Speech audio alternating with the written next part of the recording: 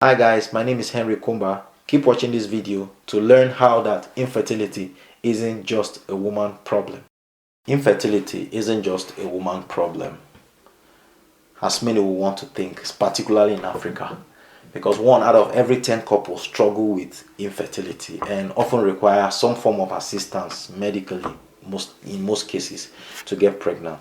And so it is wrong to think that infertility is strictly a woman problem. It is not just a woman problem. I think it's a high time that as men we lend voices. Women may be the carriers of this pregnancy, but throughout the process, it takes two to get pregnant. One man alone can't. The woman alone can't just get pregnant.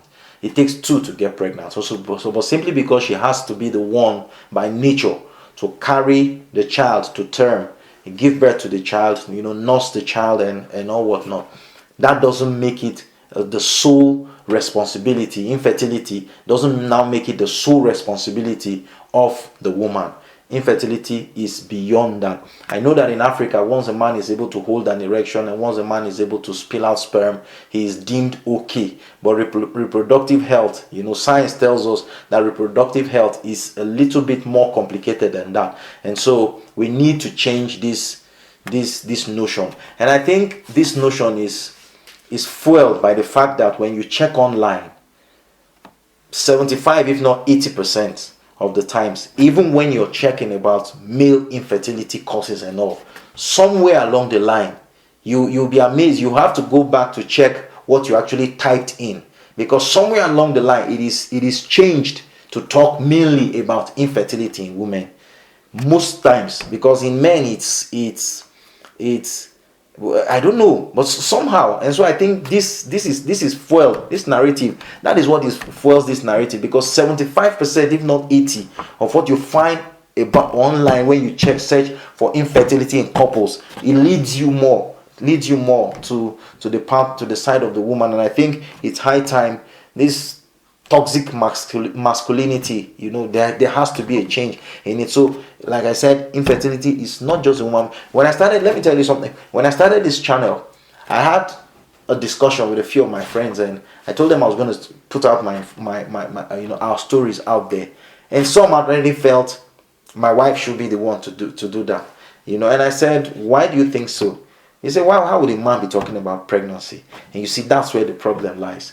We should also talk about pregnancy, because it's your child these women carry, right? It's a child that you're both going to parent. You are both going to raise. And so when it doesn't happen, I know that as guys, sometimes when we sit to discuss, we rarely talk about what's happening. Sometimes we say, well, I'm trying.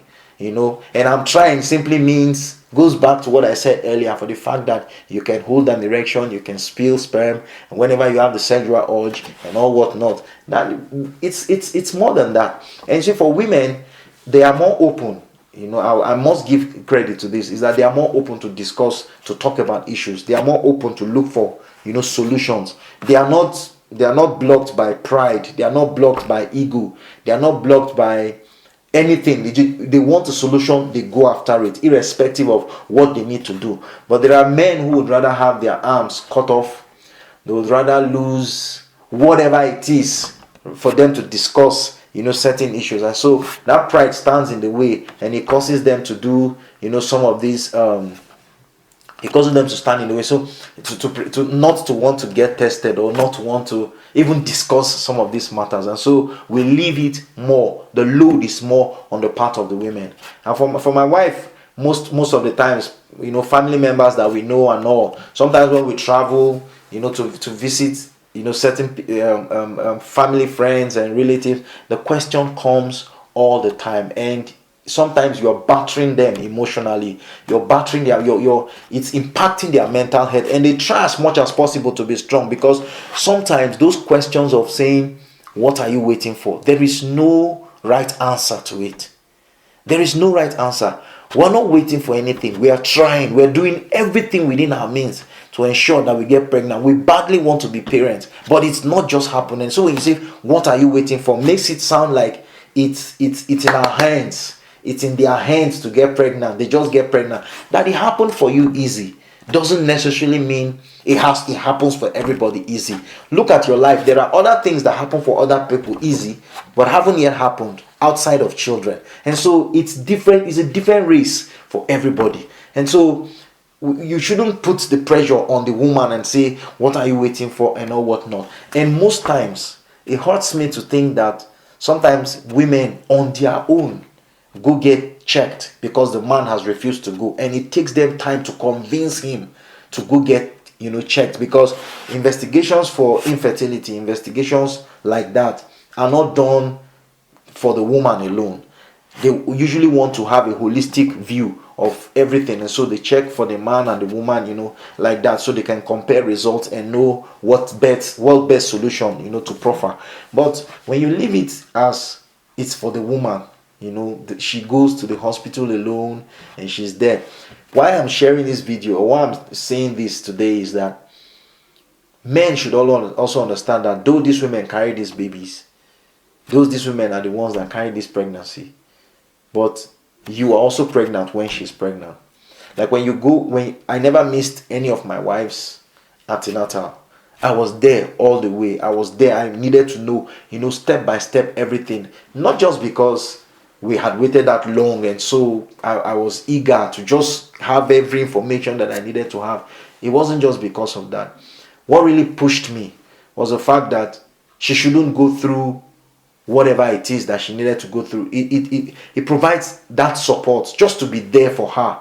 That she goes in for the scan, she goes in for whatever test I wanted to know everything, because even though I couldn't lay on the table to get scanned, I couldn't take some of the medications that she had to take, during the pregnancy. But I needed her to know that I would if I could, right? I would if push came to shove, or if that was necessary, I was going to do that as well. And so let's not leave this whole discourse about pregnancy to women alone. Let's not leave this whole discourse about pregnancy to women alone. It takes two of you. It takes both of you. And so if you need to get tested, go get tested. Don't think it's just a woman problem and all whatnot. No, it's not just a woman problem. It takes two of you to get pregnant, and you should try as much as possible to change this narrative. And so if you're a man and you're thinking, well, why should I be talking about pregnancy? I should be talking about other things as well. Change it. You need to change that mindset, right? Talk about it. We need to lend our voices to it. Talk about pregnancy. You get pregnant too. Once your wife is pregnant, you are also pregnant. So men also get pregnant. And infertility is not just a woman problem. If you've not yet subscribed to my channel, please click on the subscribe button and turn on your notification. So whenever I post videos and put out information on some of the amazing things that we're going to be doing on this channel, you will be in the picture early and on time. And so from me, like I always say, miracles take a little time, and you are not alone. From me, it's bye-bye, and God bless you.